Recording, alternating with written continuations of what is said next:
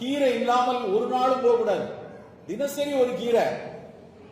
பசலை கீரை கிடைக்கா, பொன்னாங்கண்ணி கீரை கிடைக்கா, கரிசலாங்கண்ணி கிடைக்குதா, முருங்கை கீரை கிடைக்குதா, இந்த கீரை சமைத்து சாப்பிடணும்.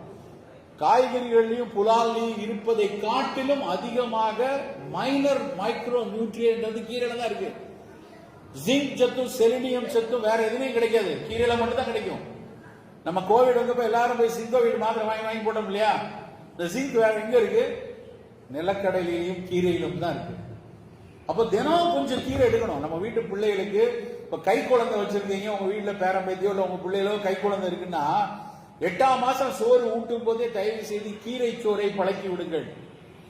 அந்த பச்சையம் கலந்த அந்த சுவை அந்த குழந்தைக்கு தாய் வழியாக, தாயினுடைய சிறுகை அழாவிய கூழ் அப்படிமா திருக்குறள்ல, அந்த தாய் குழைச்சு தாய் கொடுத்து பழக்கிட்டான்னு வச்சுக்கோங்க கீரை சோறை, காலத்துக்கும் அந்த குழந்தை காய்கறி ஒழுங்கா சாப்பிடும். சோ கீரை சிறு வயதிலே பழக்கப்பட வேண்டிய ஒரு மிக மிக முக்கியமான உணவு.